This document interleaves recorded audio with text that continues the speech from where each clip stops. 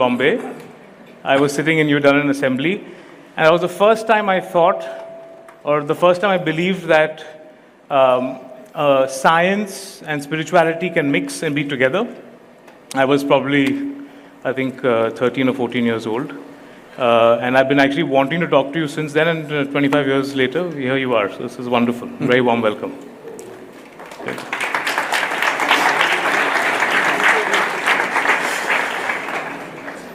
Sadhguru, you know, one of the things that I admire a lot about you, and I think a lot of us do here, is just the amount of… They didn't say that. They didn't say that. I think their presence here, their presence here is proof.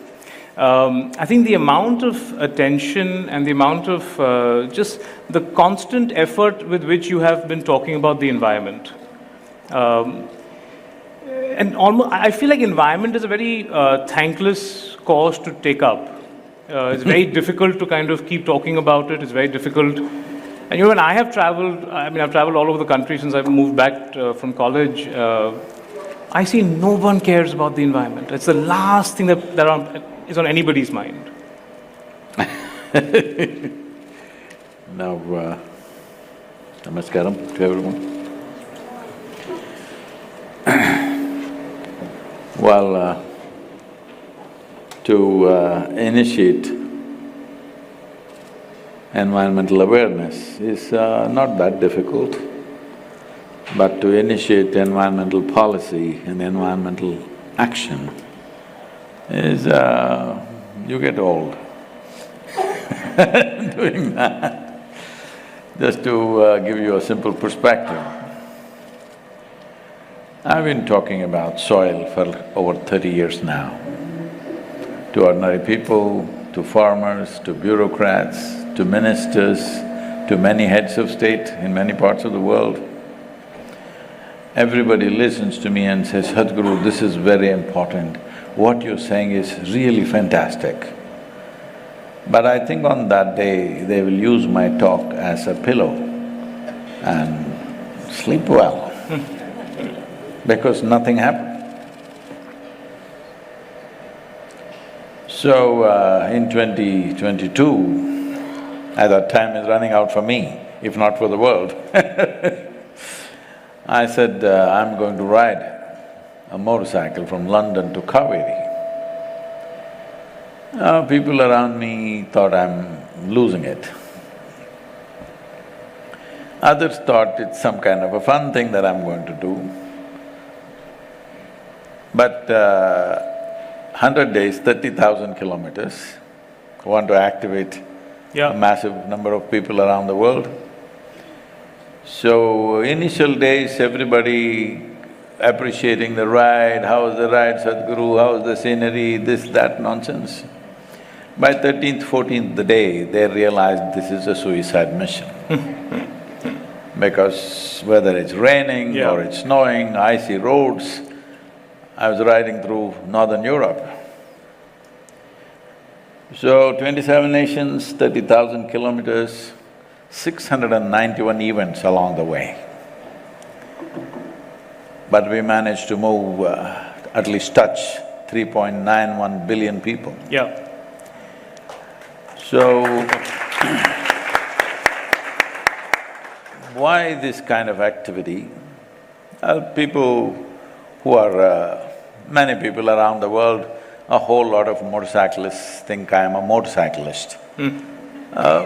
I rode motorcycles when I was very young, I crisscrossed India, but over 30 years I never sat on a motorcycle, nor did I even think about it. I've been too busy. When I was doing Rally for Rivers, because in Bengaluru, I'm sorry, people have heard stories about my motorcycling in Mysore-Bangalore area, so they said, Sadhguru, you must ride. They brought one motorcycle and parked it there. I didn't know if I could ride this thing after 30 years. So I sat on the motorcycle and I decided to ride late in the night. And I sat on it, then I realized I haven't lost a day. Since then I'm doing all intercity travel on my motorcycle, both in United States, here, Europe, wherever I am. So when I announced this thing, motorcycle friends, they said, Sadhguru, nobody can survive 100-day motorcycle, 30,000 kilometers in 100 days, nobody can survive that. Yeah. Then the next set of people came who are transcontinental riders. They said, maybe with your energy you will survive, but your back will be broken. You cannot, your back will not survive. Here I'm well. Yeah. And I did no preparation, no special anything, just like that, because I was on campaign. Before the rally, I was in campaign in Caribbean nations, all of them, and United States, Europe. I was in campaign mode, trying to activate the leadership. Because this is about changing the policy. See, it's not so much about awareness as much as about people in power actually doing something. Yes, because you can do something, you can fix your kitchen garden, that's very cute. Yeah. But it's not a solution. Yes. If we want solution, we need the fundamental policies to change. Otherwise, you do something good, I do something good, it's fine for the day, it's not going to last. Everything was fine some time ago, in 50 years so much damage has happened. Even if you do great things, tomorrow the same thing can happen, unless it comes in policy. So to activate the policy in democratic societies, the only thing is the numbers. The most important thing is, ordinary people have never spoken really. They sit in a tea party and talk among themselves. They never clearly express this what we want, this is the problem. If 60% of the population, this was my simple logic, if 60% of the people on the planet, at least the voting population, those who have franchise, if they all express strongly this is what we want, no leader is going to ignore that. Yes? It becomes an election issue. So with that in mind, we thought we should touch around 3 billion people, because 5.42 billion people have franchise in the world. So 3 billion people is what we aimed for, we ended up with 3.91, because after the 13th, 14th day, all our sleeping volunteers around the world, they were like cicadas. Yeah. They all came alive because they thought, I'm going to kill myself. So unfortunately, it takes this. How much ever sense you speak, nobody wakes up. You have to do some drama, real drama, that you put your life out there and you could kill yourself. I'm saying 100 days, being on the motorcycle, no matter what's the weather, doing on average 7 events per day is insane. You could easily kill yourself. And in these 100 days, there were at least 25 to 30 serious incidents where you could have, anything could happen. Once they saw Sadhguru is going to kill himself, then they woke up. How unfortunate. 30 years I've not spoken anything different, I've been speaking the same thing, but no. Sadhguru, when you do such a massive project and you're a social media sort of phenomena, there's nobody like you on the digital medium. With that comes a fair sense of, there'll always be some trolling that will happen. Not some, what are you saying, some? There is nothing that I have not been accused of and abused of, everything happens. But that's their mind, what can I do? No, but the recent one that, I just saw one from a guy called, I forget his name, he's got 40 million followers on YouTube. I think it's Carrie Minati, 40 million followers on YouTube. And he just did a kind of a parody thing. This was recently, about I think maybe 3 or 4 weeks or maybe a month ago. What's he saying about me? He was just having… What's wrong with me? No, he was just having sort of, he was impersonating you, and I think, it seemed to be… That's okay. Quite funny and part of it. But I also think, not just one, I think a few thousand impersonations need to happen, that's what I'm also thinking. Hello?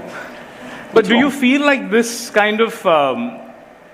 it doesn't affect your credibility when you go around talking? You don't think it harms, or it's just like it doesn't matter because the more people talk about you, the more people know you, the more you're able to carry your message? I made myself like this.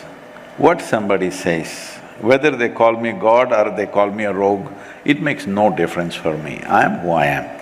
That doesn't change. So, I am not somebody who is made by… I'm not someone who is made by people's opinions, good or bad, it doesn't matter. I made myself in a different way. Yeah. So, in terms of who I am and my experience of life, nothing changes even if the whole world says the same thing. But definitely in terms of effectiveness of work, Yeah. it makes things unnecessarily difficult because all kinds of rubbish is put all over the place. It makes, many times doors close, you have to knock them down. Yeah. These kind of problems are there around the world, they campaign. Negative campaign is not in one place, around the world. Yeah. Indians have reach, Yeah. The incredible thing is, I have massive support in Pakistan. About the same size of population in India is against me.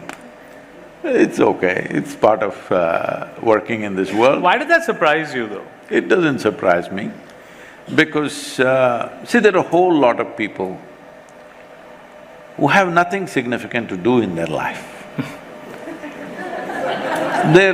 Their only thing is somehow to make a livelihood. Wherever there is something, they will attach themselves like fleas on it. It's okay, it doesn't hurt me so. If they don't want these things to happen, they don't want soils to be saved, they don't want rivers of India to flow again, if they don't want, that's their choice, unfortunately. Yeah. I would like these things fixed, I'm sure most of you would like it fixed.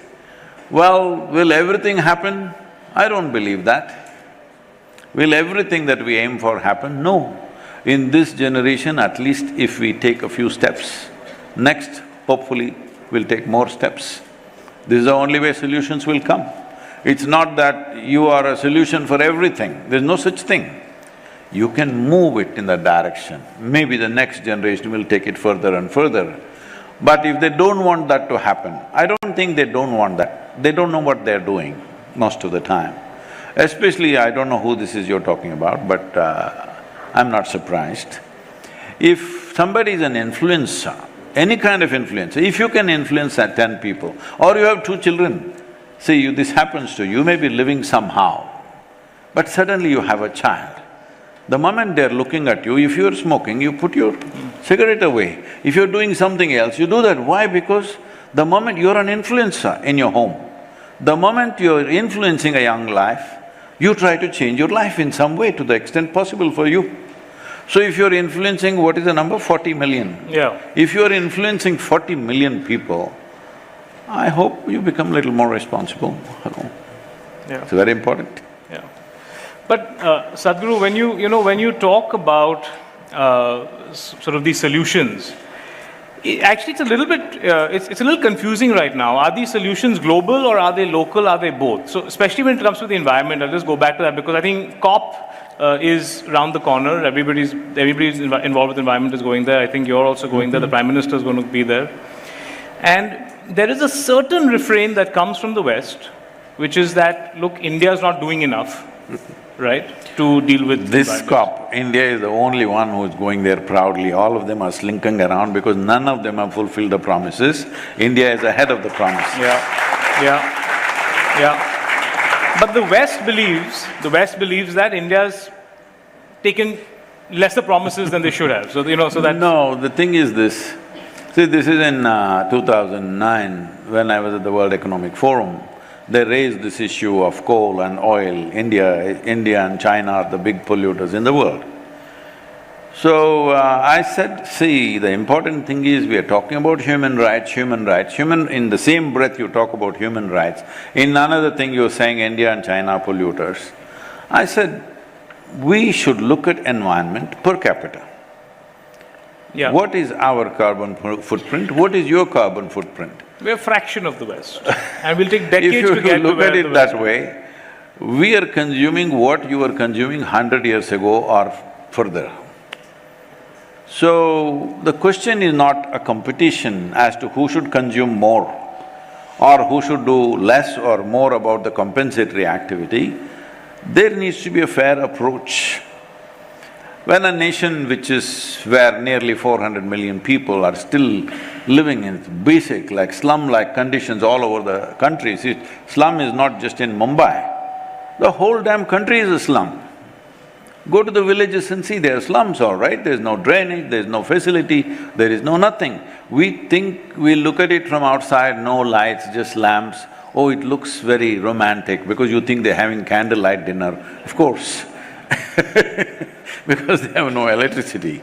So, when people are living at that point, don't talk environment to them, it's cruel. You don't talk environment to them, environment concerns are for people who are well-to-do, who are consuming at a certain level, we need to do. That doesn't mean we should not involve them, because without involving those masses, we can't find solutions. But thinking that developing countries are consuming more, this is just to change the narrative, that's all. This has got nothing to do with environment, it's got something to do with politics and geopolitics. And how do you… and so what do you do? How do you convince the foreigners when you meet them at COP, what is that dialogue like? I'll tell you a small story. I had a chance of a conversation with two people when I asked this question. One was Larry Summers, former US Treasury Secretary, and other was Bill Gates. And I asked them, is there anything you can learn from India and the Indian way of life about protecting the environment? And these are the people who kind of control climate finance all over the world, and they come and tell you that, poverty is not the solution, there's nothing we can learn from India, we will tell you how to reduce your carbon footprint when they are themselves been kind of unable to. So how are you an ambassador for the how are you an ambassador to the world for the Indian way of living, which is more sort of… See, I don't go about talking Indian way of living. I talk about living sensibly, which is natural to us here. But today, we are trying to imitate the West in every possible way and messing ourselves up. We'll pay the price for that. When we say we pay the price, there are many things. One thing that's looming large, all these things are connected, but people think I'm doing separate things. I started with Project Green Hands, then for Rally for Rivers, then Kaveri Calling, and now Save Soil. Now, next year we're rolling out what's called as Conscious Planet. Even Save Soil and other movements were under the umbrella of Save Soil, right. Umbrella of Conscious Planet. I've been in conversation with various top scientists, neuroscientists, psychiatrists and others in the world. It's not because that, I have always predicted this, but now they're all confirming this. In the next 15 to 25 years, one thing that will be most challenging for human beings is to stay mentally healthy. Why this is so? There are many aspects, sociological and other aspects, but one important thing is, there is not enough necessary micronutrients in the soil across the world. The minimum organic content needed to call soil as soil, according to United Nations, is 3%. Not a single nation has 3% average organic content in their soil, not even one nation. This is the plight of the world. Everybody's thinking ecology means, coal, oil, smoke in the air. See, these are problems, I'm not saying no. But if you switch off everything for 3 days, suddenly everything… during the pandemic time, people saw suddenly the air is clean, everything is nice. So I'm saying it is that simple, you can change it that quickly. Only thing is you're not switching off. We can easily do that. If you could switch off for 1.5 months during the pandemic, consciously we can switch it off for 1 month in a year or maybe 3 days in a month. Something we can do and control those things. But what's happening in the soil is very different. Because there is no organic content, when I say there is no organic content, if you grow a ton of food from the soil, let's say 1 acre of land, what you're taking away is the organic content. 1 ton of organic content, you took it away. How much are you putting it back? Nothing, almost zero. So what this means is the organisms don't have anything to eat. It is shocking to see, even I've been in many agro-scientist events, 80% of the scientists do not know that a tree or a plant cannot take nutrients from the soil without the agency of organisms. A complex marketplace they have. It is a very demanding market. Unless they provide the right things, they won't get the nutrients even if the nutrients are there in the soil. It's only through the organisms they can get it. Now, 27,000 species of organisms are disappearing every year. Every year, on an average, 27,000 species of organisms are disappearing. At this rate, in another 15 to 25 years, we will be in a place where we can barely grow anything in the soil, because the simple thing is this: if you take organic matter, add it to sand, it becomes soil. If you take a soil and take away all the organic matter, it becomes sand. Right now, desertification is the biggest problem. UNCCD is partnered with us because we are a big force for them to make soil into an issue.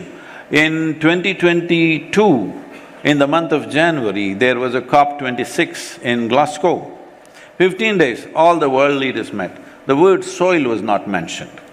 But today, soil has become main part of the narrative. European Union has declared that regeneration of soil is one of the important ways to mitigate climate change. This narrative changed mainly because of Save Soil movement.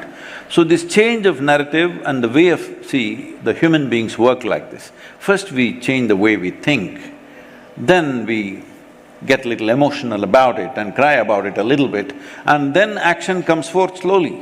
But if action comes forth from all these people, wonderful, we appreciate, but it's not a solution.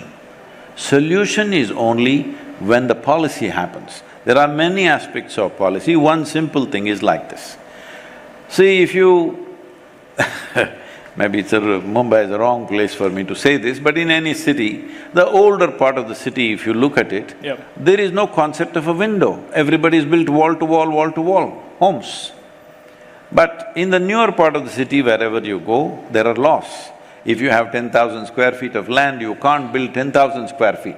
Maybe they'll allow you to build 6 or 7,000 square feet, some space for you, your neighbor, this is a law. But if you have 100 acres of land, either in India or any part of the world, do what you want with it. You can turn 100 acres into a desert in the next 10 years, nobody will ask you why you have done it, because there is no such law. I'm saying worldwide, because this is a global affair. You cannot conduct organic life only in my farm and your farm, it has to be a global process. When I say organic aspect, soil is the largest living system, not just on this planet, in the known universe. This is the largest living system. A handful of soil could have anywhere between 8 to 10 billion organisms, 50 to 75,000 species of organisms. That's how it is. What your body is just a reflection of the soil. This is something most people have missed it, now it is becoming part of it. I'm sure in Mumbai everybody is talking about gut biome, all right? In the yogic sciences, we've been talking about biome everywhere. 62% of your body is microorganisms, only approximately 40% is your parental genetics. And today, the organic aspects have come to a place, the top level cutting-edge research is saying, I've been saying this for over 20-25 years, that there are organisms in your brain also. Everybody making fun of me, all the WhatsApp people trolling, or the WhatsApp scientists have been trolling me continuously, he doesn't know nothing, this is pseudoscience, brain has filters, brain has screens, no organism can enter. Today, scientists are clearly proving that whatever organisms you have in your stomach, their cousins are in your head and they're always talking to each other. If you put something that these guys don't like, they tell their cousins, trouble this guy. And he creates moods. Your moods, the way you're thinking, the way you feel, how comfortable or happy or unhappy you feel, all this largely determined by the chemicals that they are creating. You can override that, but they are moving you in certain directions. So this is the foundational life. When we talk about microorganisms, we are talking about the foundational life. We are just a flower in the evolutionary process, we are just on the top. Flower can dry up in no time if the roots are gone. So soil is about that. Sadhguru, does it make it more complicated to fight this battle for soil? I don't fight. Well, you're creating awareness, you obviously have a lot of impact already. Because in the name of environment, a whole lot of people saying this is a war against somebody. We have enough of those things going, we don't have to start one more. I think there is no human being who is not interested in this, everybody is. But they think they will do it tomorrow. But how do we navigate this, Sadhguru, as a… Only when you tell them there is no tomorrow, they may act. So right now, I have no doubt, because 81 nations have started framing soil policies in the world, it's beginning to happen. But an election comes, first thing that gets suspended is soil. War comes, first thing that gets suspended is soil. So we will go like this. Now the only question is, will we wait for a disaster and then fix it, or will we mitigate the disaster? This is a choice. So I have no doubt soil policies will be made. Will it happen in time? That's our only question. Definitely it will happen. It's the time. So, in democratic nations across the world now, you are not only citizen of this country, in terms of internet, you are a citizen of the world. If huge number of people don't constantly make noise about it, political leaders will forget it. I'm not trying to blame them. Yeah. See, if you had a job which is only for 4 years, and in these 4 years, would you try to do something that will produce result in 4 years? Or would you dare to take up something that takes 20, 25 years to produce result? What would be your choice? 4 years, short-term stuff. Because democracy is all about short-term stuff, okay? So if they have to take up something long-term, because resources are always scarce, who wants to invest long-term? Unless people say, this is what we want. Hello? People aren't talking to people. Unless people say, this is what we want, how will anybody invest? You must also understand a political leader's problem. Today is right on the top. Tomorrow if he loses the election in another 3 days, 5 states results are coming. Tomorrow if they lose the election, they just become nothing, all right? There is no alternate, there is no second level of job for them, fired completely. If you had a job like this, you would also be very… We need to understand their plight also, right? Many of them are professional politicians, they don't have any other job or business or anything. So if they lose the election, it's finished, they're over. When that is the case, you must understand there is a certain desperation of activity, how they make policies, unless people assure them, if you invest long-term, we are with you. This needs to happen. So Sadhguru, more power to you for this. I must say, and I wanted to say this, we should move on from the environment, but I wanted to say this earlier also, is that… Don't move out of the environment, move on from the environment. I'm very disillusioned with this, because I'm very disillusioned with anything to do with the environment. But why did you have illusions? See, only if you have illusions, you can be disillusioned. And if you have illusions, I bless you that you must be quickly disillusioned. Because if you're not in reality, how will you do anything? Sadhguru, I was in Punjab during elections. They used to go down 8 feet for water, they're now going down 400 feet for water, they're not getting it, they're still growing rice in Punjab. There's another corner of Punjab where literally saline water is coming up from the ground and destroying all the crop. It is an agrarian economy, they are not voting for environment. In Bombay, nobody can believe it's a city of 7 islands, we're breathing this air. Nobody can even believe and fathom how this happened. We were unable to get anybody to do anything. At least in Mumbai you can't see the air, in Delhi they can see it. In Delhi they can see it.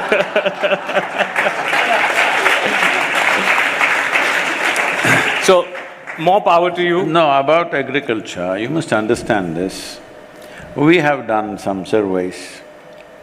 Not even 2% of the farmers want their children to become farmers. Yes. So, agriculture is being done like it's the end game. Their children have gone to school, college, either they moved to Mumbai or to America or somewhere. It's the last generation doing it somehow. They're just waiting for real estate prices to go up to sell the land. I'm telling you, this is not a small number. Yeah. This is a massive number. Nobody wants to do agriculture because in trying to control our inflation, food inflation, we've kept farmers in such a way, it's simply not worthwhile doing that job anymore. It's simply not worthwhile. It's just for some passion somebody may be doing it, that passion people will reduce itself to 2 to 5% in the next few years. Then you will see. Then you will see. Sure. Okay? Above all, soil is depleting, that is one challenge. Another thing is agricultural knowledge, which we have taken for granted. In this country, nearly 60 to 70% of the people can make mud into food. That's not a small thing. I'll do one thing, many of you who are educated, you may be an MBA, you may be an agricultural graduate, I'll give you good land. Grow me 5 different types of crops and show me. It is a very complex activity. Just because those people are not dressed properly, they don't speak English language, we are thinking these are idiots, okay, if these idiots can do it, anybody can do it. No, try agriculture and see, you will see it takes a lot, takes a lot. Yeah. So, but right now, this is a knowledge. One thing about India is from Kanyakumari to Kashmir, from the tip of the southern India to Himalayas, you have a wide range of latitude and terrain and soil conditions. Literally almost anything that world wants, you can grow. And you have 60% of the population invested in this knowledge. If you leverage this properly, you could become the breadbasket of the world. You have that much talent, you have that much land, you have those many types of lands and weathers. But we are trying to become something else, which is dangerous. So if I can move away from the environment now a little bit, there's so much more to talk about, and I'm really nervous how I'm going to get through everything I want to talk to you about. I've seen so people, much. you know, I never cared, but there were people when I was studying who cared to copy answers from small sheets like this, but you were copying questions. Where's my people? Sadhguru, 25 years was the last time I met you. Except for the environment, everything else we are doing better than we were doing 25 years ago. Pretty much everything else, unless anything else that you want to flag that we're not doing as well, that we've actually fallen back with 25 years ago. No, we're doing much better than ever before since independence, that's for sure. Thanks to many things that are being done, and above all, a youthful population which is responding, and policy changes that are happening, facilitating businesses and entrepreneurship. Much more needs to happen, no question about it. But you must understand, when you're marshalling a very large ship, you can't suddenly make a U-turn. It may upset the whole thing. So, I think in a calibrated way it's being done. We can always complain because somebody will be always unhappy no matter what is happening. Because when the change happens, it benefits this person, another person loses the benefit. Something will be happening. Unless the other person also adjusts and takes the benefit of the change, they will complain. This is there. But I think if you… see, for example, on this Diwali, in this country, 41 tons of gold was bought by middle-class people. 41 tons, nearly 26,000 crores. About 3,000 kilograms of silver was bought. 54,000 cars were delivered in one day. One day means that for the Diwali. Just the Hero Moto delivered 2.74 motorcycles in one day. Obviously there is money, hello? Obviously people are doing well. Leave all the stats, I don't go by the stats. I observe people, the marketplaces are full, shops are full, stocks are full everywhere, people are selling. From a vegetable shop to gold, everything is selling well. This means people are doing well. Is that the only well-being we want? That's a question. So one place where we are falling back is, we are giving up certain cultural routings we had, which gave us a certain mental stability. We are giving up those things, for that we will pay a price, especially urban India. Right. So there are two things that I wanted to explore with you that I think have changed in 25 years. One is identity, something I've been interested a lot in of late. how we identify ourselves has changed a lot in the last 25 years. And the other thing is hierarchy. I think in India, hierarchy also has changed a lot. So if we can start with identity. I was thinking about how to phrase this question. I'll start with a small little story. My grandfather today, who started the Indian Express, and if he was to write his Instagram bio today, okay, he won't write, I know him. He will write a long piece, which none of the young people can read. Yes, I was at the Western Command Navy speaking to those officers today, Yes. and the Vice Admiral was saying, Sadhguru, after listening to your talks, he came to the yoga center in Coimbatore. After coming from there, I learned so many things, so I wrote a 2.5-page letter for all the officers and sailors and others. I said, you're completely out of, out of vogue. 2.5-page letter, nobody reads. Even if you write a love letter, nobody is going to read 2.5-page letter. You must write… most of them can't read 2.5 sentences. Yeah, no, absolutely.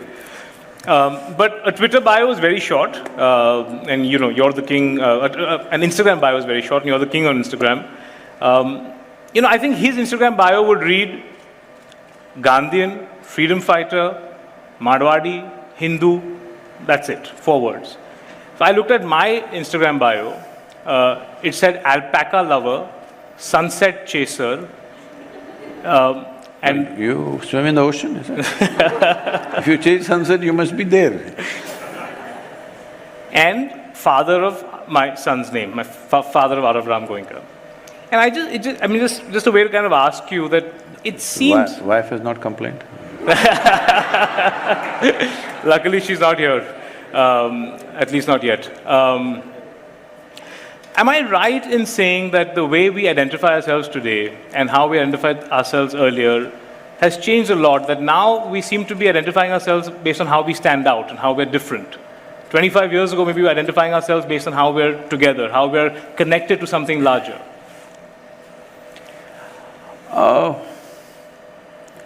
See, one important thing that's changed is who is influencing you as a child today. Let's say when you were growing up, or maybe when he was growing up, 80% influence were parents, 20% were friends in school, and maybe a couple of people in the neighborhood, and maybe some family friends. That's about it.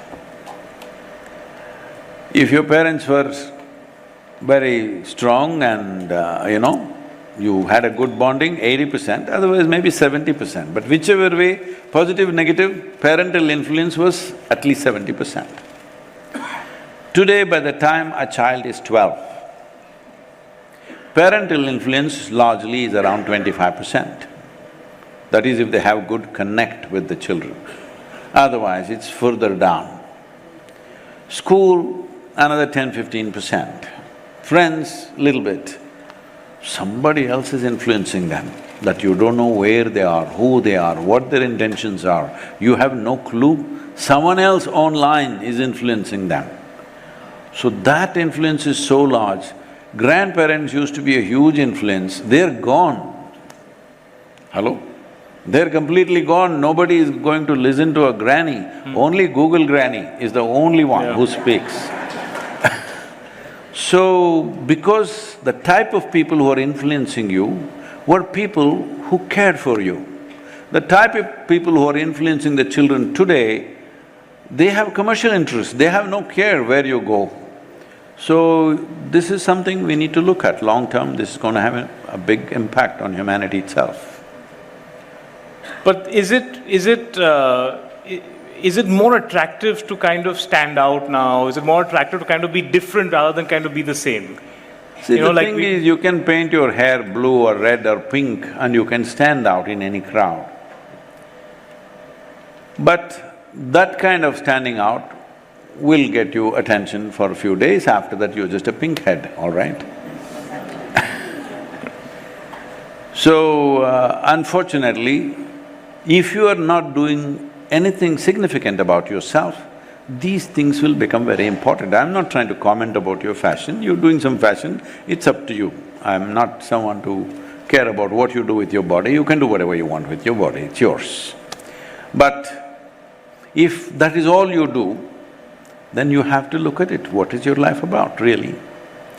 So the most important thing is, one thing that's happened in this generation is, it's all about expression. Everybody wants to express something. Most of it is just nuts. There is no investment in perception. You must at least spend the same amount of time that you spend in expression in perception, isn't it? Well, I was trying to tell you this. When I started reading newspapers, I was 10, 11 years of age. Every day, I'm like this at that time. I will read Indian Express, because being in Mysore, Deccan Herald and Hindu, 3 newspapers. You know like how? From the top to bottom, from first page to last page, sports page. If you ask me in 1970s, what are the stock prices, I'll tell you, of different companies. I never bought a single stock, I'm not interested in that. But I made sure I read the newspaper completely, 3 newspapers. Go sit in the library, there's only 1 newspaper at home, other 2 newspapers, you go sit in the library and read up the whole thing. What is the use? Well, everything that's printed in the newspaper is not gospel truth. But if you don't know the world in which you're living, everything that you do will be not in sync with what the world needs. And if you're doing something that is not required in the world, that itself is a disservice, isn't it? If all our energies are focused to creating something that matters, all of us may do it in different ways, that doesn't matter. Which way we do it doesn't matter. But we're doing something that matters to someone, contributes to somebody's life in some way, whether a business, a spirituality, politics, it doesn't matter what. In some way it contributes to people's lives, makes something. For this, you need to know what the world is made of, daily what is happening. This is needed. You live in your own world, your ears are plugged, your eyes are glued, you never saw the world. This is going dang, dang, dang. This you're reading something, you're playing a video game all the time. I'm not trying to comment about somebody's lifestyle, but if we live without perception and we think my expression is everything, our expression will become trashy after some time, no question about that. Thank you, Sadhguru. You gave us a nice little clip for marketing of newspapers usage, so that I needed that. We needed that. Good newspaper. Good newspapers, yes. Only the good newspapers. I said it's not gospel truth. No, but the idea, I mean, I find this very interesting. You know, in the 50s, we spoke about this before we got onto stage, that, you know, the JP movement, and even before that, independence, you know, when we were considered and counted as an uneducated country, we're talking about people who were struggling to kind of cross the age of 40 to live. Our average life expectancy was 40 years old. At that time, when we had, you know, the country seemed to be invested much more in civil liberties. They seemed to be invested much more… No, that's because you're in newspaper business, you're thinking like that. I'm saying, you just a few urban centers, you're talking this. The rest of the country did not even know what is India, just know this. I've largely transacted with rural people. Most of them just 10 years ago, I'm saying, not 50 years ago. 10 years ago, a whole lot of village people in South wouldn't know what is a nation. Their only thing is their village and their panchayat and whatever happening there. They did not even know what it is. But today it's different. Today there's a larger sense of nationhood. You cannot really build a great nation without minds and hearts of people invested in that. Because nation is not some God-given stuff. It's just an idea that all of us agree upon. Hello? It's just an idea, all of us say we are Indian, we become Indian, all right? Somebody drew a line and those people fell on the other side of the line, look at the trouble.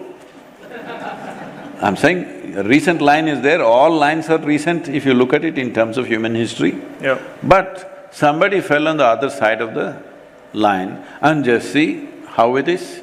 So human emotions and human intelligence functions based on our identities. If you identify yourself as something, you're willing to live and die for that. If you identify with something else, you're willing to live and die for that thing. So, particularly in India, because still the generations are alive, some of them, before pre-47, people were all together, families, one part of the family there, one part of the family here. Now we're willing to kill each other, all right? So this is the nature of a human being. What you identify yourself, that becomes everything. This is why in this culture, this is the only civilization where before education started, we always try to expand your identity. Your identity should become cosmic, this is the idea. Till the age of 12, no education because your body and brain should grow to a certain size and capability. Then when education has to begin, the first thing is that you have to take a step that my identity is cosmic, because education is an empowerment. If empowerment comes to you with a limited identity, you will become a dangerous human being. I want you to understand, just look at all the crimes, all the wars, all the horrendous things that people do to each other, genocides and whatever nonsense. This is all not evil, this is just limited identity. Yes or no? Hello? It's just limited identity. I think I belong to this, you belong to that. And when situations come, conflict will inevitably come. When you and me are two different identities, conflict is just a question of time. Hello? People think there is going to be peace, there's going to be this. No, conflict is just a question of time when your identities are very strong and limited. Whether it's religious, national, regional, whatever, once your identities are very strong, you believe this is it, conflict is inevitable. Well, right now, national identity is important because that is the only way you can address the largest number of human beings at a time. Otherwise, if you go down further, it'll become smaller and smaller.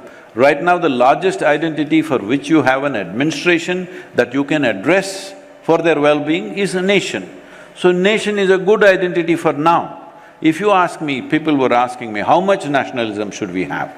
I said, see, if it was pre-47, pre-1947, you must have 200% nationalism. Post-47 till 1960, you must have 100% nationalism. 65, 70, after that, you must have 90% nationalism. Slowly as the country figures itself out and puts things into place, your nationalism temperature should come down. This is a safe way to handle a nation, otherwise we'll pick a fight with somebody or the other all the time. But is it coming down? Is nationalism coming down? I mean, if you look at the graph from 47 onwards. I'm saying we did not put the idea, we did not enshrine the idea of Bharat, of nationhood in every human being's heart and mind immediately after independence. Because you must understand this, my own grandparents or my great-grandparents, they were all people who came as part of Vijayanagar Empire to rule those areas around Bangalore city. So after 1947, they didn't understand that they have to disband their armies. They had little armies and they were going and they were running the courts, they were running the law, they were running everything, and suddenly one day, I'm sorry, Asthana sir is here. One day, one deputy, at that time the highest officer in Bangalore city was a DSP. He came and tried to enforce law. They did terrible things to him and killed him. Then only in somewhere in 1952 or 53, the government of India established its rule by really beating them down. One of my grandfathers, my great-grandfather's brother was taken to the Bangalore police station and he never came back. He was beaten to death because he won't understand what is India. He's been running his kingdom for a long time. So I'm saying there were many pockets like this all over. This is not only the rulers or the ordinary people did not know they belong to Mysore kingdom, somebody belonged to this one, that one. You should have put the idea of Bharat into everybody's minds and hearts, we should have done that work. We got busy with doing something else, fine, but without investing in the idea, it will never become a true success, isn't it? We must be invested in the idea, we must be invested in that identity. If we had done that at that time, now we didn't have to talk too much nationalism. Because we've left out large segments of population from that, now unfortunately we have to talk about nationalism. I see. Sadhguru, from what you're saying, that every time identity and nationhood becomes the strongest identity of yours, there will be conflict. Should we just accept that there will always be at some point of time a war somewhere in the world? Is that the natural next step of that statement then? See, as long as human beings are in a compulsive, instinctive reaction state, war is inevitable. War means husband and wife can fight at home. It's a war. Only thing is, they're not nuclear powered, all right? I'm saying the bitterness and the heat is the same. More wars happen in families between brothers, between husband and wife, between parents and children than India, Pakistan, yes or no? Yes. Only thing is, they're empowered. So just because we are identified as a nation, do we have to necessarily fight? See, one great example, I've spoken in various European thing where I've constantly been appreciating them. See, World War II, what a bitter fight. Literally nobody who lived in Europe was left untouched, almost everybody lost somebody, and just about the whole place was demolished and everything they had to rebuild. But in the same generation, they came to their senses and formed a European Union. Today people are trying to look at it only as an economic union. No, it is a certain consciousness. With people that you fought so bitterly, now you're willing to open up and be like one nation. That's a fantastic thing. So I'm saying human beings are capable of doing that. They still retain their national identities, their language, their culture, but they made it a union. I think for this we need some kind of economic parity, otherwise it won't happen, all right? Without economic parity, if you open the gates, it'll all go crazy. So economic parity is needed. For that to happen in Asia, it's much easier than in Europe, actually. Yeah. So, a nation union could happen in the next 25 or 50 years, which we should definitely aim for. So now the danger is Asia becomes one union, Europe becomes one union, America's become one union. Now the possibility of a global war is much, much more. So the problem is this, the global geopolitics is run with the theory of hegemons. Somebody has to be a hegemon. So when two hegemons came, it became war and then Cold War, they don't fight directly, they make other people fight all the time, it's like chicken fight. You leave small people to fight all the time, but you are the one behind the game always. Even now, whatever war's happening, there is somebody big behind the whole scene, all right? So the dangers of human conflict is always there. If this has to go in your mind and my mind, there should be no anger, there should be no hatred, there should be no conflict. Oh, how will I make a difference? Because that's how world happens.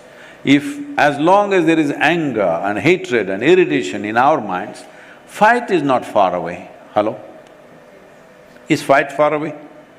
Someday when we step on each other's toes, because in the world it can happen, I'll step on your toes one day, then there is going to be conflict. So, national identities safest compared to smaller identities, because smaller identities lead to daily conflict. Right. National identities, the advantage is both countries generally understand what is the consequence of this. The consequence is not going to be good for anybody, so that's not a great way to prevent war, but unfortunately, we're in that place, deterrent. I got a nuclear bomb, so you keep quiet, all right? So this is not the best way to manage human beings, but unfortunately we're still there, we're still not in that kind of consciousness where we can embrace everybody and live wonderfully. In all this, if we are fighting for land, we can sit down and negotiate. We are fighting for economic wealth, we can sit down and, do business somehow. Yeah. The problem is there's a whole lot of fight for gods.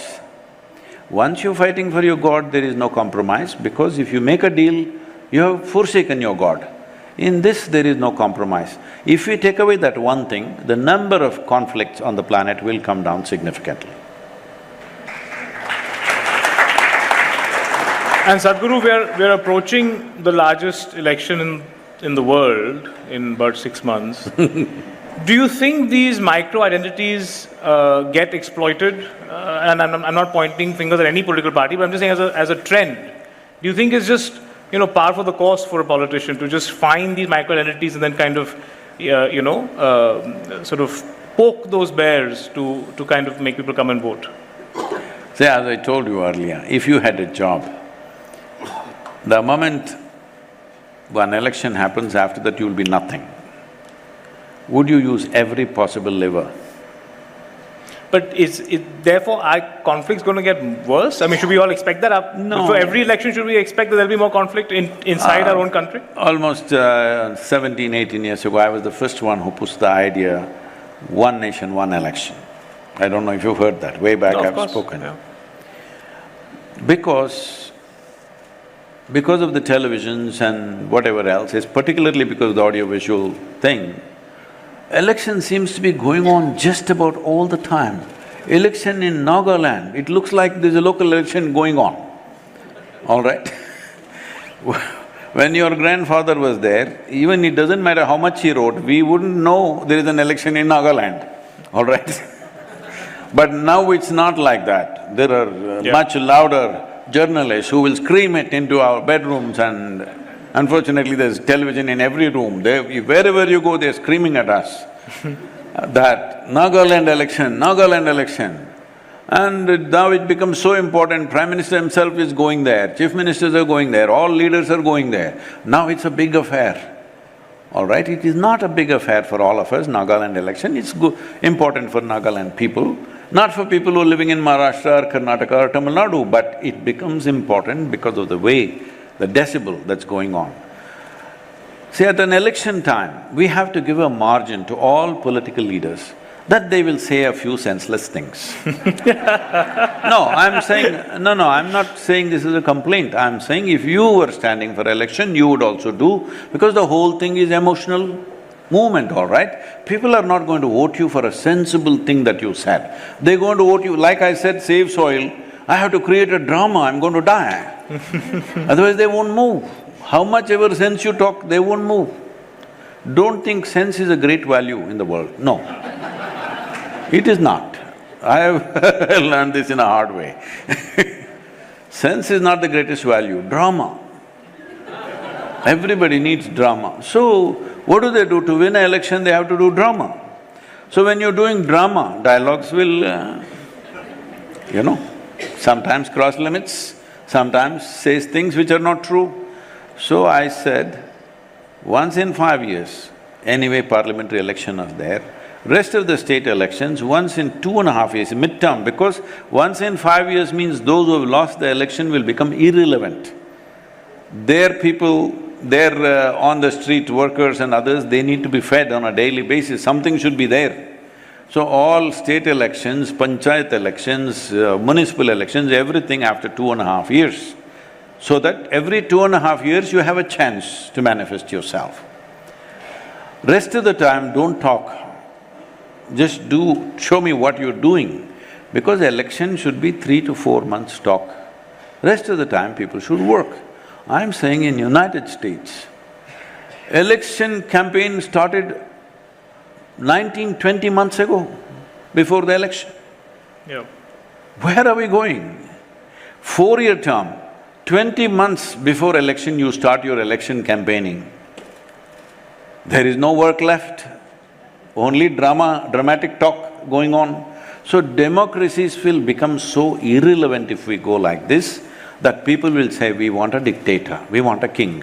Already Nepalis are saying, we want a king back, we don't want this democracy, this damn thing is driving us crazy. If you're campaigning 5 years of the year for something or the other, slowly it'll come to a place, people are fed up with democracy, please get us one benevolent dictator for us. This is what will come to, that will be a huge loss for humanity, because never before in the history of humanity, change of power has happened without blood flowing on the street. Democracy is that instrument where power can switch without blood flowing on the street. That's not a small thing. When I say blood, please understand it could be yours or mine. It's a very big statement. Swamiji, Sadhguru, you were talking about war, how it ended in Europe and how we kind of got together, how the European Union was formed. You know, in that war, somebody lost and somebody won. It was very clearly who lost and very clear who won. In the two wars that the world is right now in, both Israel and in Russia, does somebody have to lose and somebody have to win for the war to get over, or can there actually be kind of just war ending with empathy? See, war can be lost only if you're fully invested in this. If you're just putting your pocket money in it, nobody will win, nobody will lose, it's an enduring war. You must also understand, whole lot of nations are deeply invested in manufacture of arms and armaments. If there is no war happening anywhere, what are we supposed to do? See, suppose you have a gun factory, I have a bullet factory. You want the guns to be bought, all of them should own a gun. But me, I want them to shoot somebody. If they keep the same bullets for 25 years, what am I supposed to do? Hello? I'm saying when I've started a big industry, what am I supposed to do? I'll tell you this. I was at the Economic Forum and some big Hollywood stars were all going to Sudan. Sudan was in upheaval. So they're carrying this African baby and doing photo ops. African black babies are always good photo op for everybody, you know. So, all this happening and everybody appreciating, all the CEOs, everybody saying, clapping their hands. I said, what is this? They're showing a video of the Sudanese militants or soldiers, whatever you want to call them, because that itself is now you want to call them terrorists or militants or insurgents or soldiers, you don't know. It's a confusion. So these guys are driving Toyota trucks, pickup trucks, and they got automatic weapons, they're just shooting at the sky, ta-ta-ta-ta-ta-ta-ta, they're going in. So I said, see, where is the need to go to Sudan? Right now, these guys are shooting the sky. If I'm in a fighting with somebody with a gun, I want every bullet to kill somebody. Hello?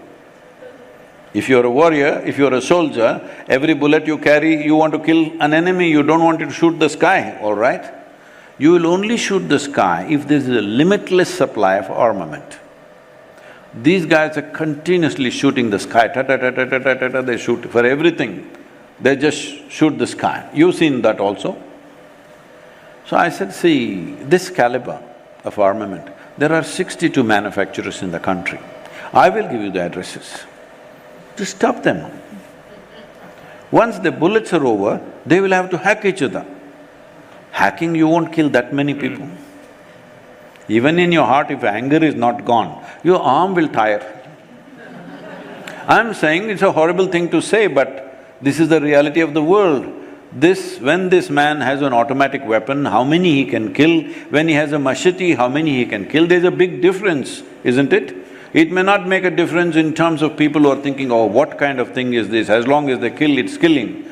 But if he killed 10 people here and spared you, for you it makes a difference. Hello? For those who survive, it makes a difference. That's all it's about. But nobody wants to do that because it's business, all right? War is part of the economic situation in the world. Too much has been invested in it. There is no way you can do without a war right now. If wars don't happen, certain economies will just sink. Wars need to happen. Somebody has to buy their stuff and somebody has to use it. If nobody uses it, it'll be no use. So before we shed crocodile tears, we must understand that there are things that we are unwilling to change. We're not changing the roots of it, we want to change the consequence of it. Life doesn't work like that. What is the nature of the roots we plant, that is the kind of consequence we bear. Okay. Super. Sadhguru, there's so many questions and time is a little bit short, and I've got actually a good half of my segments still left, which I keep looking at trying to see what do I remove. But are you okay? You have time? Are you okay to kind of hang on and kind of… Adda means hanging on, they Yes. say, so hanging around. I'm assuming the crowd is okay to hang on. So Sadhguru, I'm going to play a small game with you. I'm going to ask you to give advice, okay? So there are all these kind of people who… This is a simple policy I've taken. I never took advice from anybody, nor do I offer advice to anybody. This is a basic policy I've set. So I've seen all the answers that you have given while preparing for this, and you love kind of giving an answer with a very interesting story.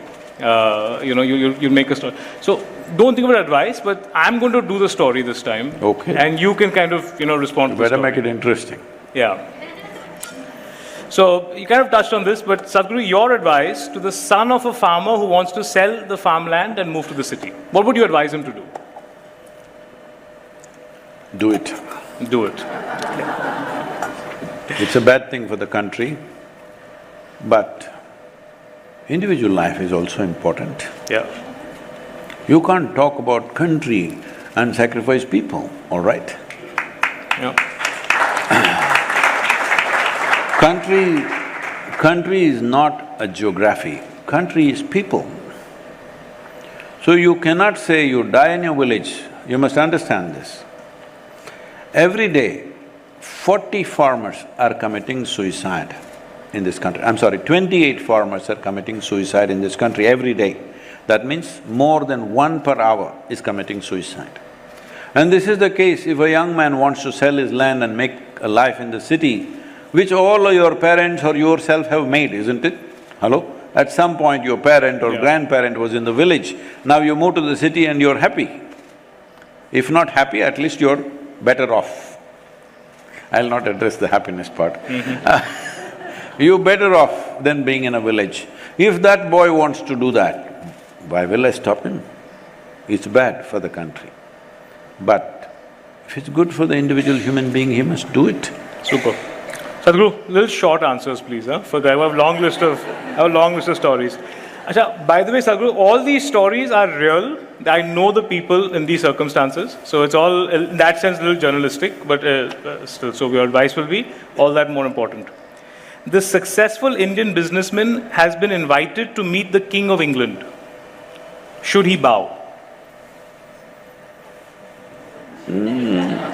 He shouldn't go to the meeting.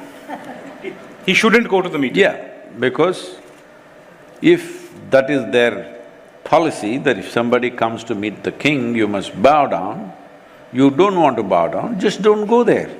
You go there and try to break their tradition. Why? First of all, the king can't give you any business, king can't make any policies, you're going there simply because you're glittered by maybe the Kohinoor. So if you want to see the Kohinoor, please go bow down and look at the Kohinoor. If you don't care, don't go there. Okay. So is it too long? Yeah, no, perfect.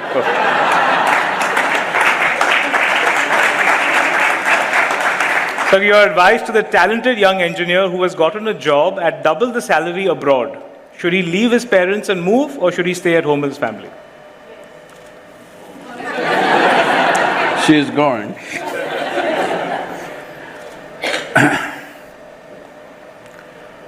See, you want a short answer? Yeah. Short answers will convey wrong things. See, this is not a rule, you must go, you must stay. It depends, right? If you think you're going to go to some other country and create something fantastic or learn something wonderful, it's different.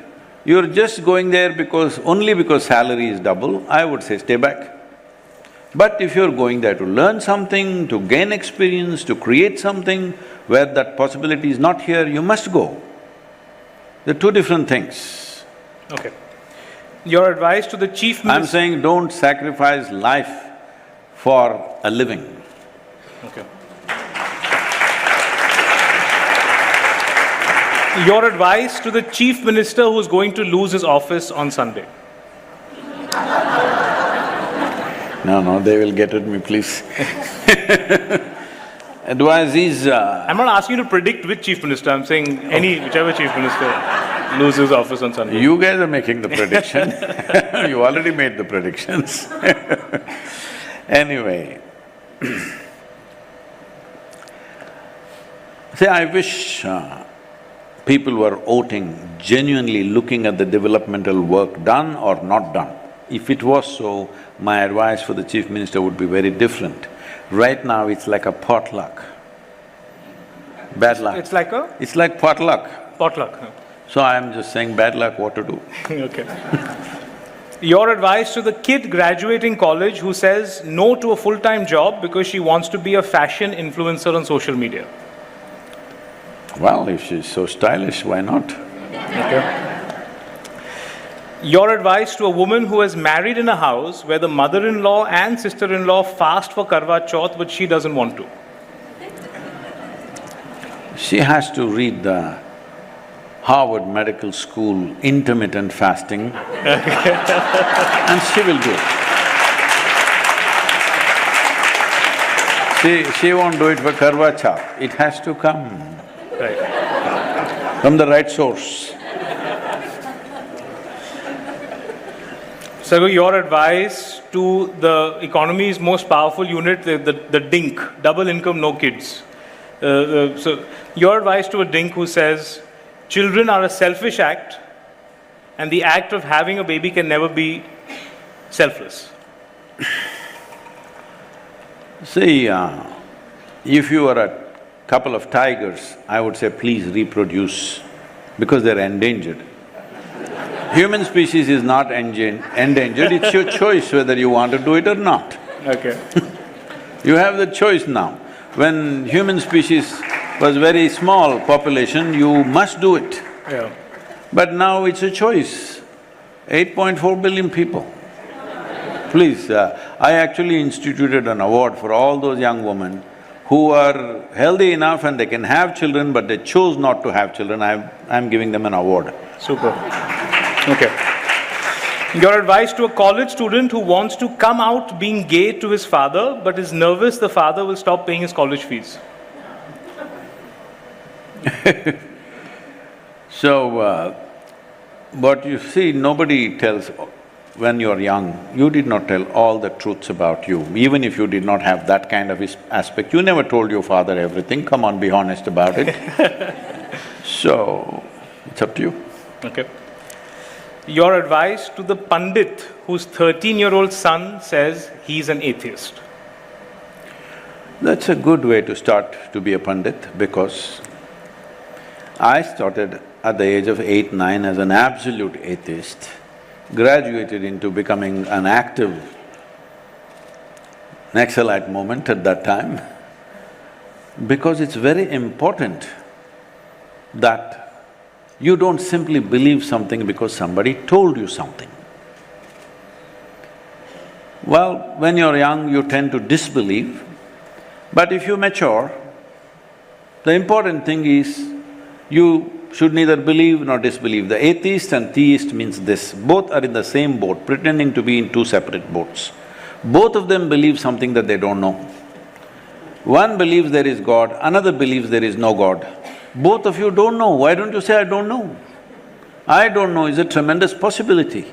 The moment you say, I don't know, your intelligence will become active, day and night. Even if your body is asleep, intelligence will be active. This you must do to yourself, not just with God and stuff, with everything. If you see, I do not know, this is not a policy, actually you do not know a damn thing. Hello? Do you know where you came from? Do you know where you will go? Nothing. Some idiots are saying they came from that place and they're going to heaven and whatever, that is fine with them. If they know they're going to heaven, I don't know why they're not yet gone. Say, if there is such a wonderful place, why are you not gone before me? Because once I go there, you don't know what will happen. And this is all belief system means you're not honest enough to see what I know, what I do not know, I do not know. If this much if you bring in humanity, what I know, what I do not know, I do not know. If you bring this, a whole lot of conflict will go down. My whole effort is this, to move people from religion to responsibility.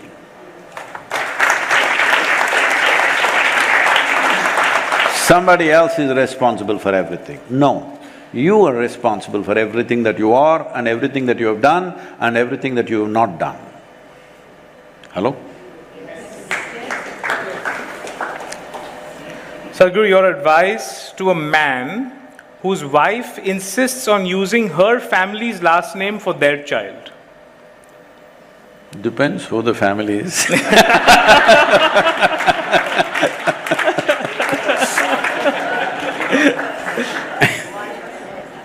Okay, I'll take that as a funny answer, but a duck. It's still a duck. No, you must look at the scape of the nation and look at it. Being a journalist, you must look at many names. Okay. Advice to a man who has recently discovered that his wife used to be a man. Oh, whoever your wife was, at one time she was a baby, what to do? Hello? And at one time in the mother's womb, her gender was not determined, what to do? If now she is a full-fledged woman, what's your problem? Okay. Your advice to a woman who discovers that her husband is gay after many years of marriage. What makes you think I dare to advise a woman?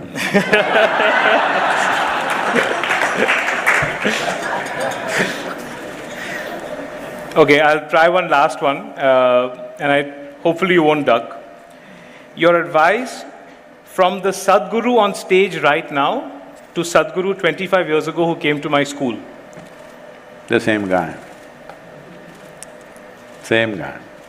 It's just that people are seeing me differently, but I am the same guy.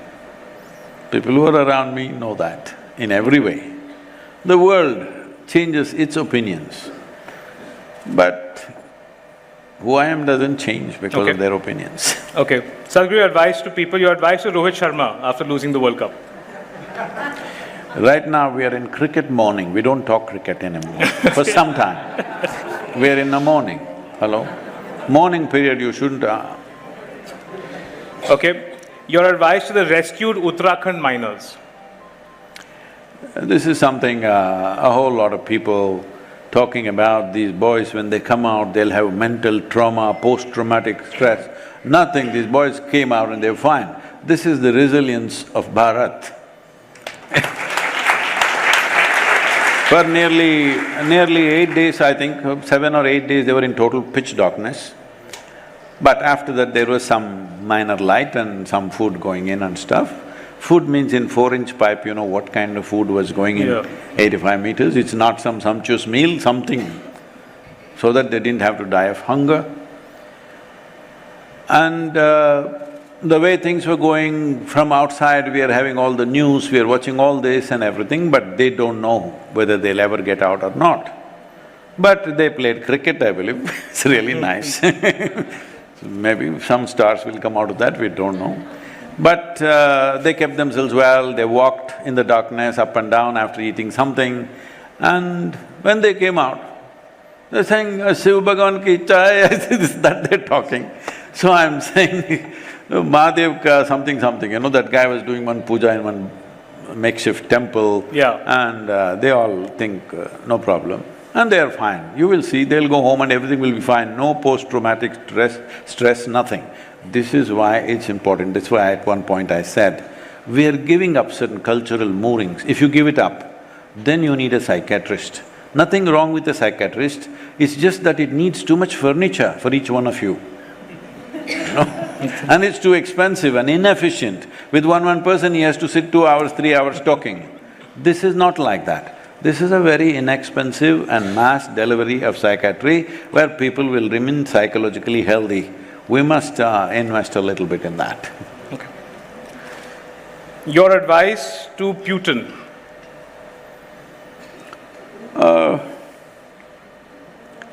I think he's done great for his country.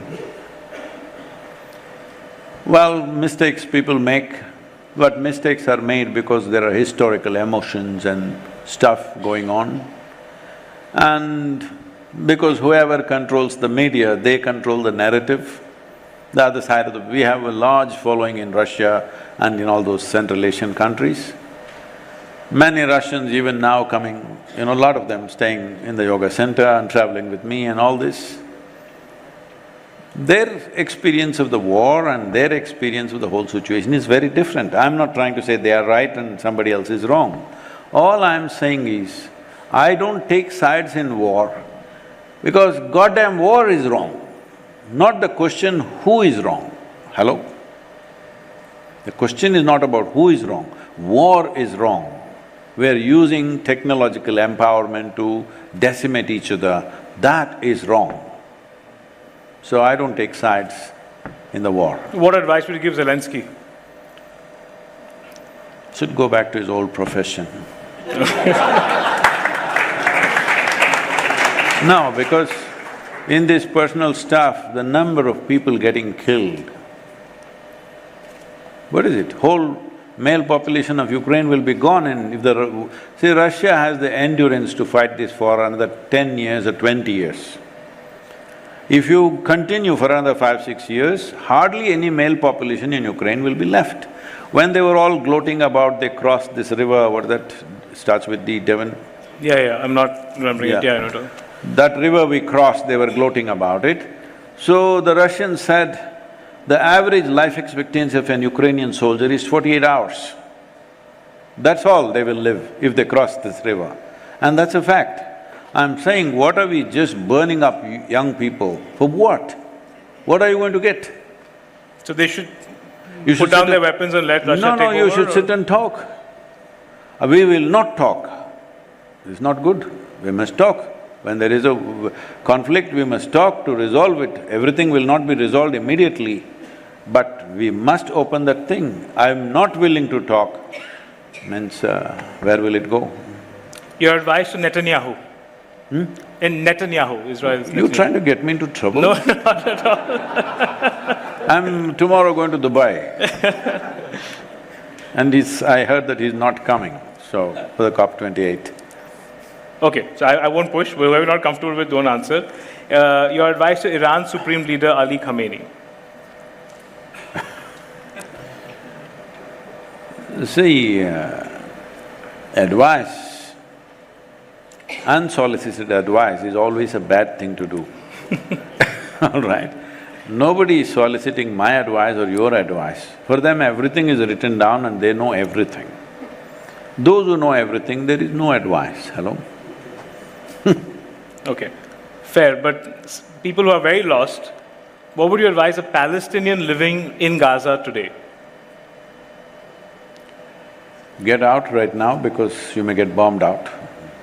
What's your advice to a Jew living in Jerusalem?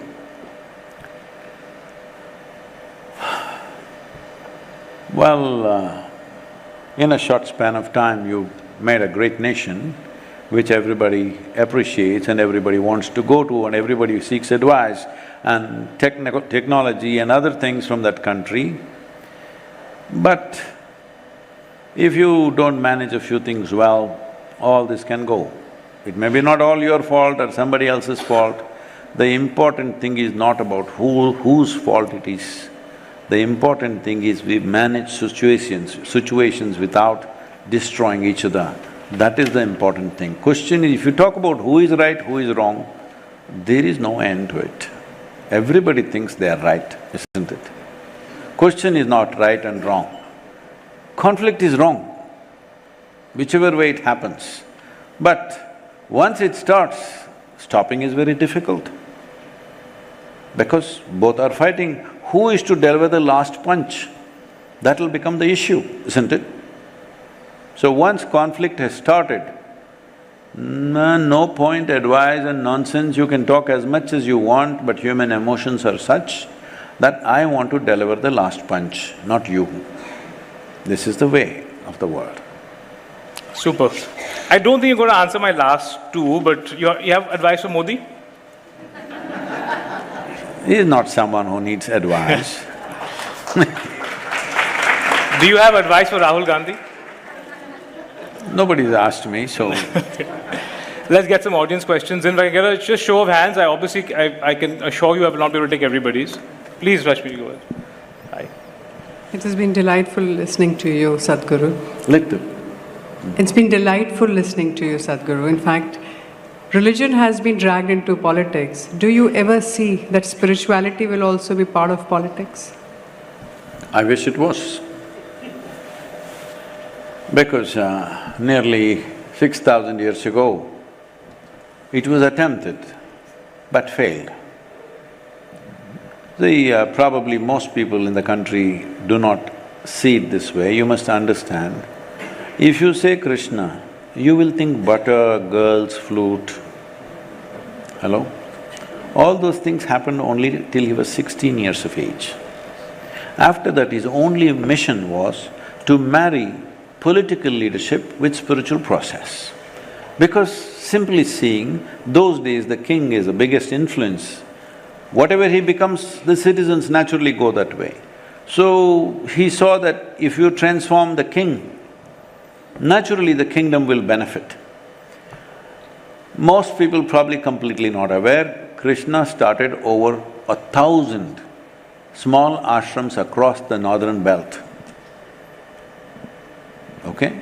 People only know butter, girls, flute, war. That's what remains after 5,000–6,000 years, unfortunately. But over 1,000 ashrams he built on the orders of his guru, Sandipani. So the idea was, you can go at grassroots levels and try to bring spiritual process. First of all, you must understand what is spiritual process. Spiritual process is not about going to temple, mosque, church, this, that, prayer, no. Spiritual process is about turning inward. That means your experience of life has become little more than what you have accumulated. When I say accumulated, if your experience of life is only the things that you have accumulated, it's one way. A lot of people are like that. Or if your experience is limited to your physical body, this is also accumulated over a period of time. What you call as my psychological process, your thoughts and emotions also accumulated over a period of time.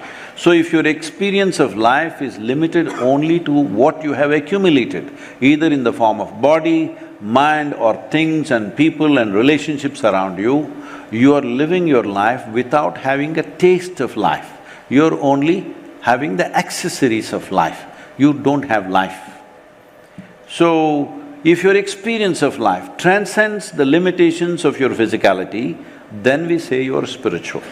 If you sit here, something more than your body and mind, if it's a living experience for you, then we say you're spiritual. Spiritual is not looking up, looking down. If this doesn't happen to you, you will be driven by your body's needs or your mind and emotional needs. Right now, that's how the whole life is going. Most human beings are busy their entire life just servicing their body, servicing their mind and emotions. Just see all the arrangements that you make in your life. Just servicing the body, servicing the needs of the mind and emotions, isn't it? No, this body, this mind and these emotions are supposed to serve the life that you are, not the other way around. So, should spirituality become a part of politics? 100%. All politicians should have some spiritual sense within them, so that they don't act with boundaries. Body means boundary, isn't it? Hello? This is one body, this is another body, there is a boundary. And it's very essential, this boundary is needed and this boundary is respected. Mind also, there is a boundary. These days, you don't want to overlap anywhere. Everybody, I got my opinion, you got my opinion. But there is a dimension within us which is not of boundaries. Unless you touch that, any amount of teaching, any amount of philosophy will not bring, peace in you, joy in you, it will not happen. It will be just here and there sprinkling. So this idea of separating church and state, it's a very Western concept. Do you think that that's something that India also should be, or do you think it's something which we've mindlessly kind of aped?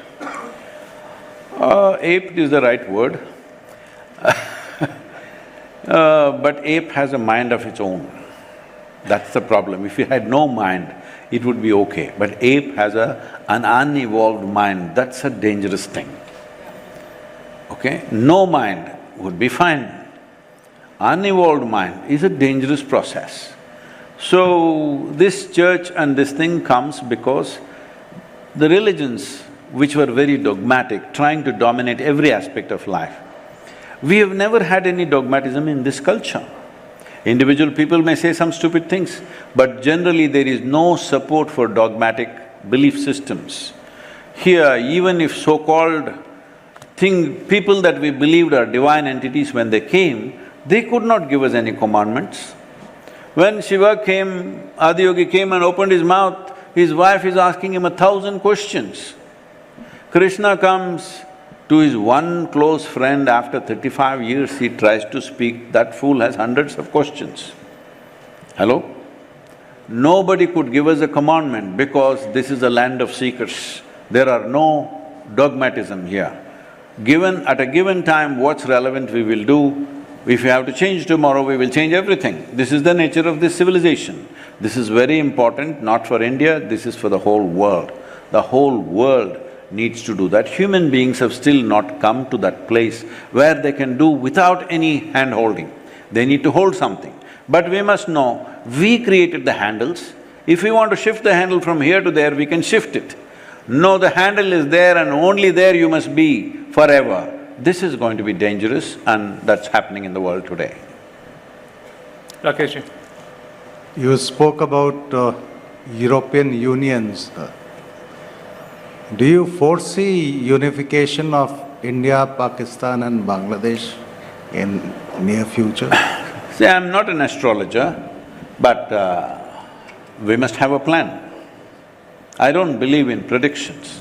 I have plans. And it may not happen in our lifetime, but we must plan that someday this, if not one country, at least a kind of a loose union must happen. Because you must understand, before 1947, we referred to this land as a subcontinent. By cutting off what we today call as Bangladesh, which was also Pakistan at one time, and Pakistan, now we have turned this into an island. You want to go anywhere, where can you go from this country? Can you drive anywhere? Only place you can go is Bhutan and Nepal, all right? Anywhere else you want to go, if you want to send anything, can you send something? No, it has to go by ship. Can you get anything? Do you have a pipeline? Do you have a railway line? Do you get oil in the pipelines? Do you get gas in the pipelines? No, everything comes by ship. No island nation has ever gone to become a great power on the planet. It cannot do. We need land connections. If we want land connections, we have to come together once again as a subcontinent.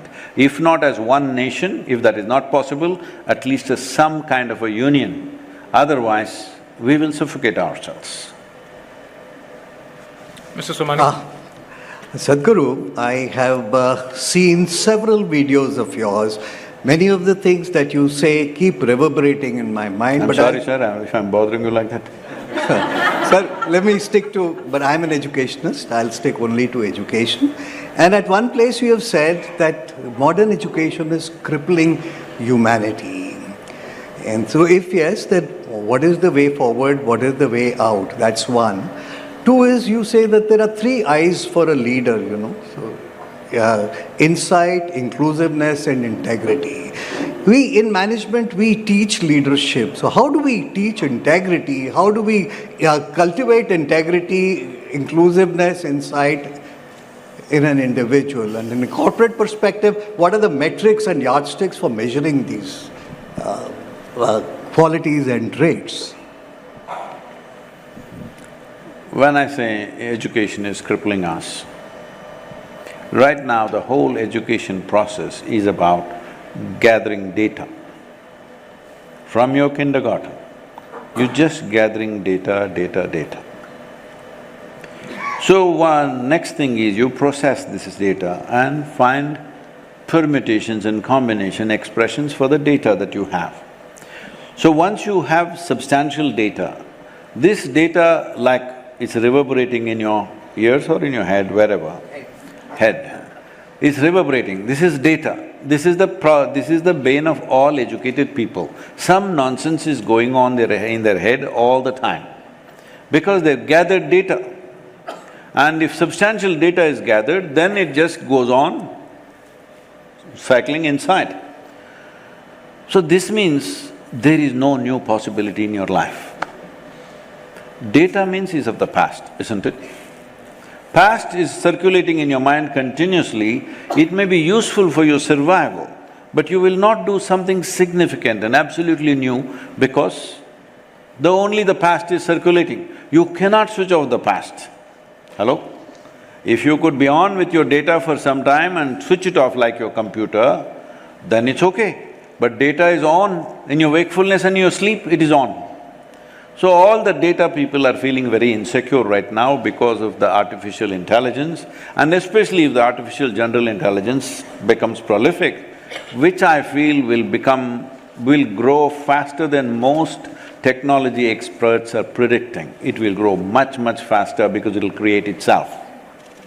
When it starts reproducing itself, then it will grow like that. I think it's fantastic time. Because I remember in Mumbai you tell me if I'm right on the date, I think it's 73 or 74, when they installed the first gantry in the Mazagon docks. All the Mumbai port coolies went on strike. They were taking approximately 28 days to unload a ship. The largest vessels in those days were 100,000 to 125,000. Today, most of the vessels are over 250,000 tons. They would take 28 days to 30 days to unload these ships. They installed a gantry which could unload that ship in less than 24 hours. So then they said, what are we supposed to do with our muscle? And they went on a 3-month strike, putting Mumbai into serious this thing. That was a time, it was the time of strikes, those 15-20 years. Railways will go on strike, port will go on strike, bus will go on strike. Electricity department, you remember? You're too young, I think, you don't know. All kinds of strikes going on. So Mazagon docks went on strike. How could you explain to them, this machine is good, if the machine does the hard work, you can do something else? They won't understand. Right now the same thing with professors and academics and various others, doctors, lawyers, everybody, because what you are doing with lot of fuss, including the priests and pandits, what you are doing with lot of fuss, the machine will do with no fuss. Hello? The advice that your grandparents were trying to give you with lot of fuss, today Google… Hello? But once AI comes, any data collection, process and expression, it will do it better than a human being. And I think it's a great time. That means if this load is taken off the human beings can do something more human. Right now they're trying to fulfill the machine's job. We're running out of time. I've got time for 2 more questions. Can I put the mic on Vasudha Dalmia? She's flown out from Calcutta to kind of hear you. Sadhguru, I am a mother of 2 girls. They fall sick very often. And I'm reaching out for the bottle of antibiotic on the prescription of my doctors. Please advise me how to treat my children with alternate remedies, medicines, alternate science, You live in Calcutta, is that what he's saying? Yes. In Calcutta. Calcutta. I think Calcutta is full of infection, they shouldn't fall sick. By now they should have been strong. Anyway, please. I'll just add to that question if I can. When it's in conflict, when allopathy and alternates are conflict. Antibiotic is murder. But can you live without it? No. Because we are living in such concentration, which we have never done in the history of humanity. This level of concentration of populations as it is in urban cities right now has never happened in the history of humanity. This is the first time millions of people are living together, not out of love. Like a stock market is here and something else is here which brings everybody here, all right? So if your children are susceptible, if you're really committed to their health, first thing is you must move out of urban center. Set up a small farm, move there, I think you can afford that. Please do that, let them play in the soil, let them do some gardening, put them out there. If necessary, take them out of the damn school for a year. You send them to me for 1 year, I'll make them very healthy and send them back. But that's not important. See, their health is not important. Your children must be one step ahead of your neighbor's children, that is the problem.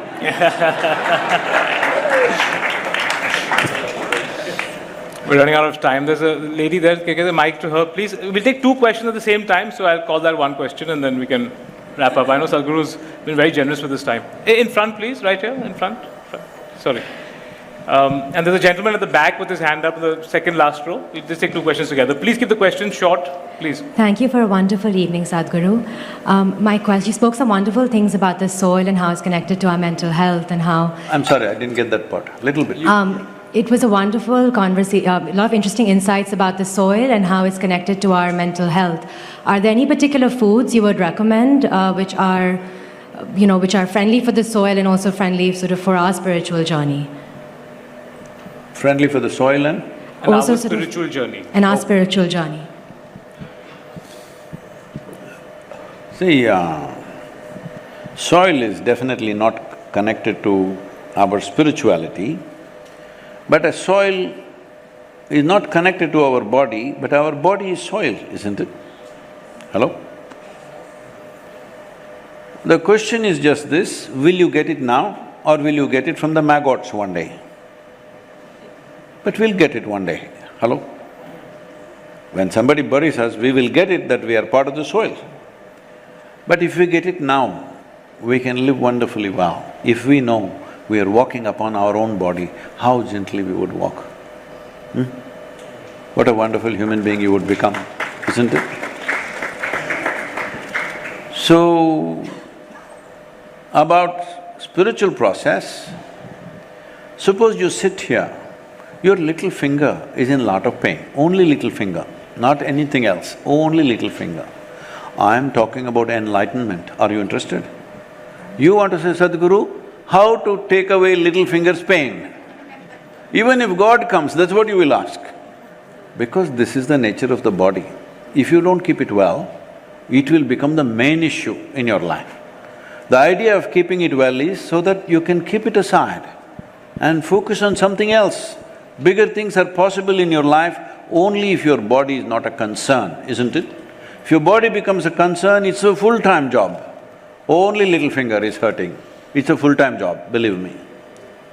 Yes or no? But don't go around like this, it's not good. Last question, really short, really quick, please. Hello Sadhguru, this is Neha Visaria. I'm seeing a phone in your hand. If your question is long, we won't have time. No, it's a small question. The greatness of nation and its moral progress can be judged by the way its animals are treated. Sadhguru, we would like to have your views on the way animals are treated in India.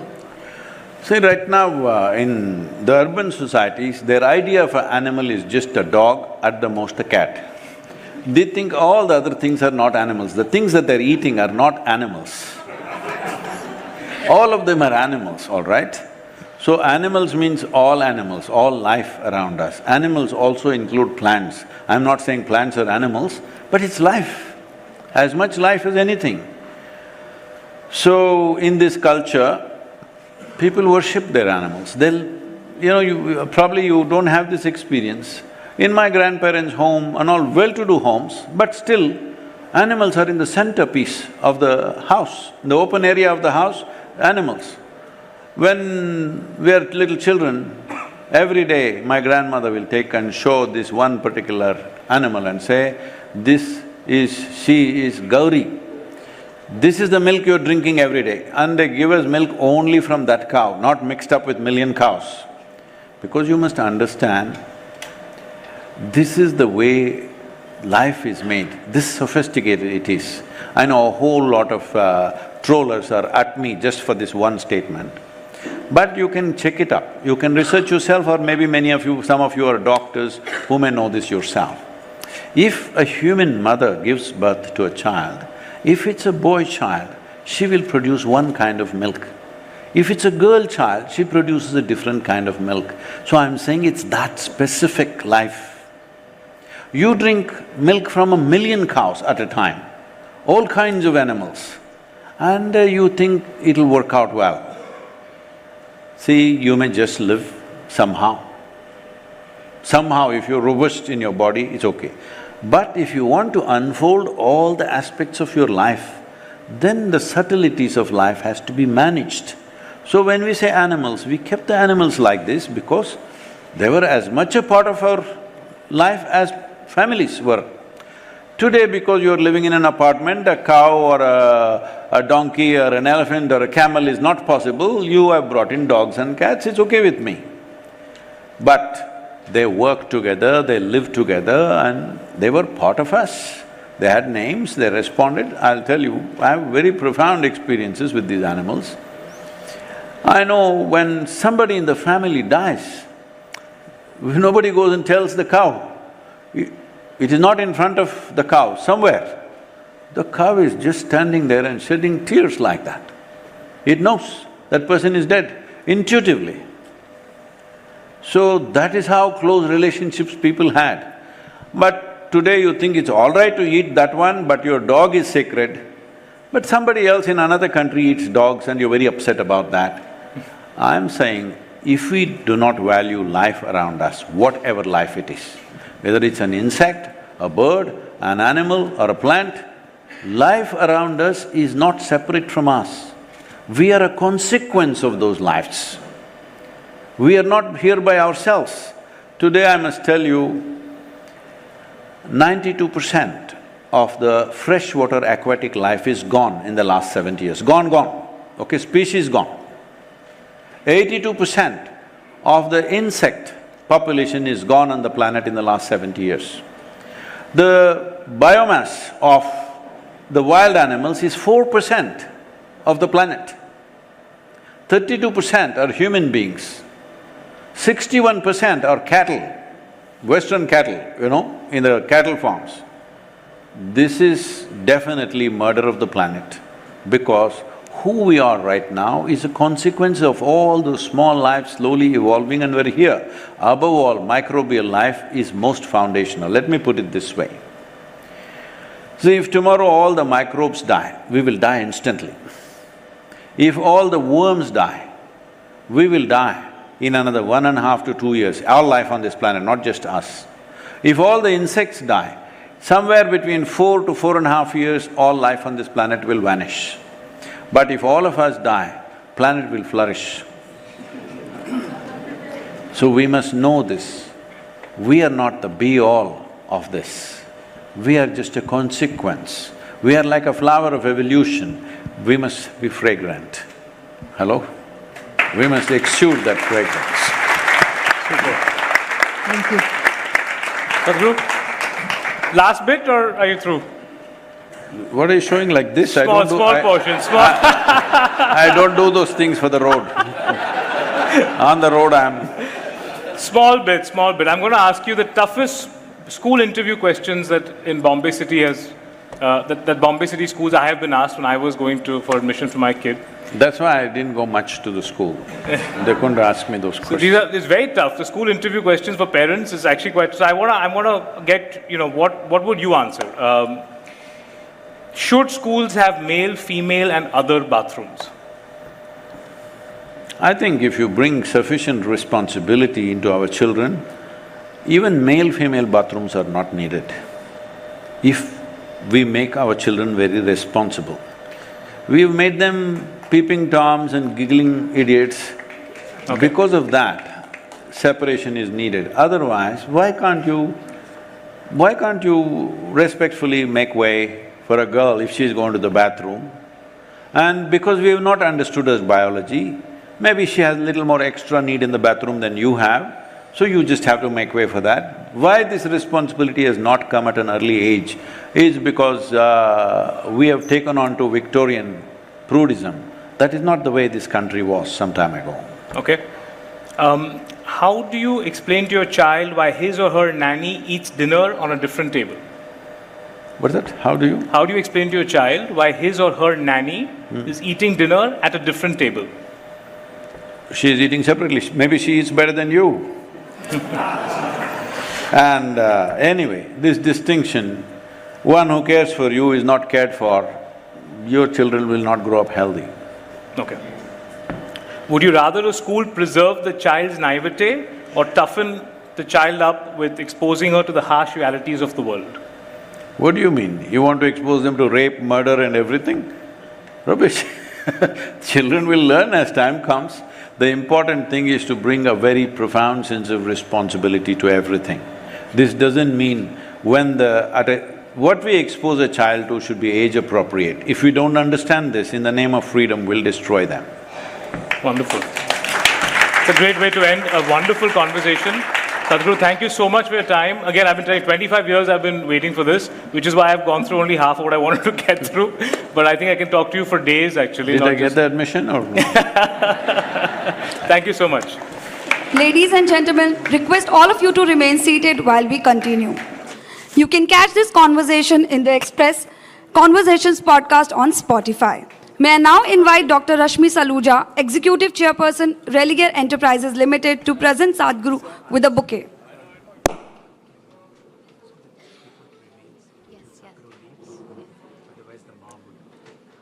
Thank you, Dr. Saluja.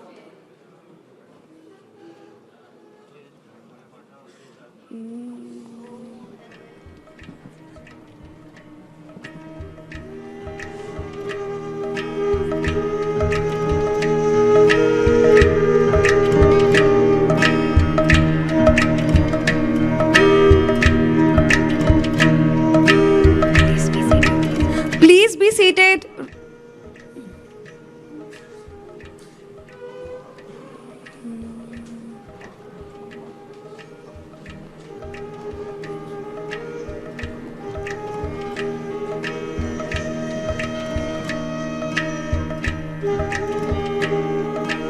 Anand Goenka will now present a token of appreciation.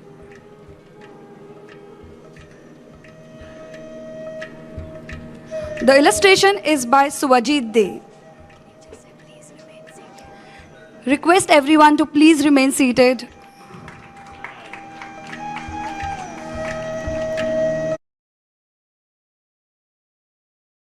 As we conclude, I would like to thank our partners. Presenting partner, Religare Enterprises Limited. Co-presenting partner, FRR Immigration and Faustima Experience Partner. Club Jolies, please stay back and join us for snacks. Please stay seated. Request everyone to please remain seated. Hi, request everyone to please...